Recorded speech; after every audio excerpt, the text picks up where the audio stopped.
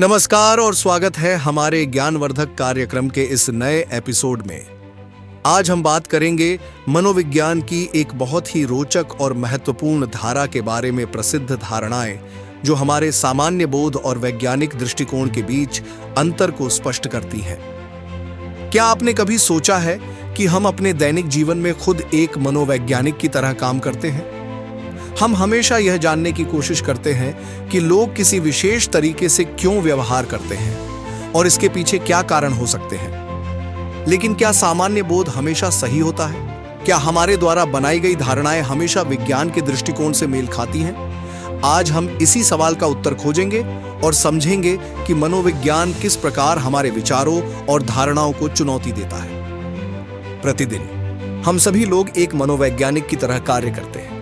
हम यह जानने का प्रयास करते हैं कि कोई व्यक्ति जिस रूप में व्यवहार कर रहा है वह वैसा क्यों कर रहा है और उसका तैयार व्याख्यान देते हैं। मात्र यही नहीं, हम में से सभी ने मानव व्यवहार के लिए अपने अपने सिद्धांत बनाए हैं। यदि हम किसी कार्यकर्ता से चाहते हैं कि वह अपने विगत कार्य से अच्छा कार्य करे, तो हम जानते हैं कि हमें उसे उत्साहित करना पड़ेगा।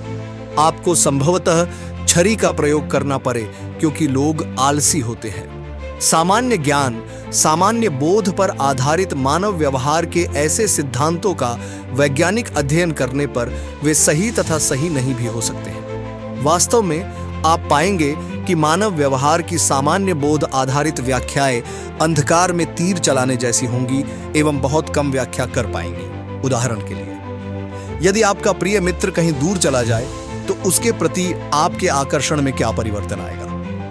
दो बातें कही जाती हैं जो आप अपने उत्तर के रूप में देख सकते हैं। उनमें से एक है दृष्टि ओझल मन ओझल। दूसरी बात, दूरी से हृदय में प्रेम और प्रगाढ़ होता है। दोनों बयान एक दूसरे के विपरीत हैं। प्रश्न है कि इनमें कौन सही है? इसकी चयनित व्याख्या इस बात पर निर्भर करेगी कि अपने मित्र के जाने के बाद आपके जीवन में क्या घटित हुआ। मान लीजिए कि आपको एक नया मित्र मिल जाता है तो आप दृष्टि ओझल मन ओझल की बात व्यवहार की व्याख्या के लिए उपयोग में लाएंगे। यदि आपको कोई नया मित्र नहीं मिलता है तो आप व्यग्रता से अपने मित्र को याद करेंगे। इस दशा में दूरी से हृदय में प्रेम और प्रगाढ़ होता है से आप व्यवहार की व्याख्या करेंगे। सामान्य बोध अंधकार में तीर चलाने जैसा होगा। मनोविज्ञान एक विज्ञान के रूप में व्यवहार के स्वरूप को देखता है जिसका पूर्व कथन किया जा सके, न कि घटित होने के पश्चात की गई व्याख्या को। मनोविज्ञान द्वारा उत्पादित वैज्ञानिक ज्ञान सामान्य बोध के प्रायः विरुद्ध होता है। इसका एक उदाहरण ड्वेक का एक अध्ययन है। यह अध्ययन उन बच्चों से संबंधित है जो कठिन समस्या आने अथवा अनुत्तीर्ण होने पर सरलता से उसे छोड़ देते हैं। उसने सोचा कि उनकी सहायता कैसे की जा सकती है। सामान्य बोध के अनुसार हमें उन्हें सरल प्रश्न देना चाहिए जिससे उनके अनुत्तीर्ण होने की दर घट सके तथा उनका विश्वास बढ़ सके। इसके बाद ही उन्हें कठिन समस्याएं देनी चाहिए जिनको वे अपने नए विश्वास के साथ हल कर सकेंगे। ड्वेक ने इसका परीक्षण किया। उसने विद्यार्थियों के दो समूहों को लिया जिन्हें गणित के प्रश्नों को हल करने के लिए 25 दिनों तक प्रशिक्षण दिया गया था। प्रथम समूह को सरल समस्याएं दी गई थीं जो वे सहजतापूर्वक हल करने में सक्षम थे। द्वितीय समूह को जटिल एवं सरल दोनों ही प्रकार की समस्याएं हल करने को दी गई थी। स्पष्टतया वे जटिल समस्याओं को नहीं हल कर सके। जब कभी ऐसा हुआ तो ड्वेक ने विद्यार्थियों से कहा कि वे समस्याओं को इसलिए नहीं हल कर पाए क्योंकि उन्होंने कठिन प्रयास नहीं किए तथा उन्हें ड्वेक ने पलायन के बदले प्रयास करते रहने को कहा। प्रशिक्षण काल समाप्त होने के बाद ड्वेक ने दोनों समूहों को समस्याओं का एक नया सेट दिया। जो लोग हमेशा सफल हुए थे क्योंकि उन्हें सरल समस्याएं दी गई थीं, वे असफल होने पर बहुत जल्दी पलायन कर गए, तुलना में उनके जिन्होंने सफलता और असफलता दोनों को देखा था तथा जिन्हें यह बताया गया था कि असफलता का कारण प्रयास की कमी रही है। अन्य बहुत सी सामान्य बोध धारणाएं हैं जिन्हें आप सत्य नहीं पाएंगे। अभी कुछ ही समय पूर्व कुछ संस्कृतियों के लोगों का विश्वास था कि पुरुष महिलाओं से अधिक बुद्धिमान होते हैं अथवा पुरुषों की तुलना में महिलाएं अधिक दुर्घटना करती हैं।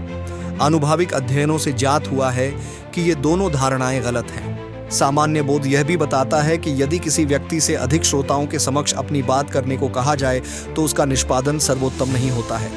मनोवैज्ञानिक अध्ययनों से पता चलता है कि यदि आपने अच्छा अभ्यास किया है तो वास्तव में आप अच्छा निष्पादन कर सकेंगे, क्योंकि अधिक श्रोताओं के रहने से आपका निष्पादन बढ़ेगा। यह आशा है कि जैसे जैसे आप इस पाठ्यपुस्तक को पढ़ते जाएंगे, आप में अनेक विश्वास एवं मानव व्यवहार की समझ परिवर्तित होती जाएगी। आप यह भी जान सकेंगे कि मनोवैज्ञानिक ज्योतिषियों, तांत्रिकों एवं हस्तरेखा विशारदों जैसा नहीं होता है, क्योंकि वह प्रदत्तों पर आधारित बातों का व्यवस्थित अध्ययन करता है और मानव व्यवहार एवं अन्य मनोवैज्ञानिक गोचरों के विषय में सिद्धांत विकसित करता है। ये एपिसोड यहीं खत्म होता है। अगले एपिसोड में हम फिर कुछ नया सीखेंगे।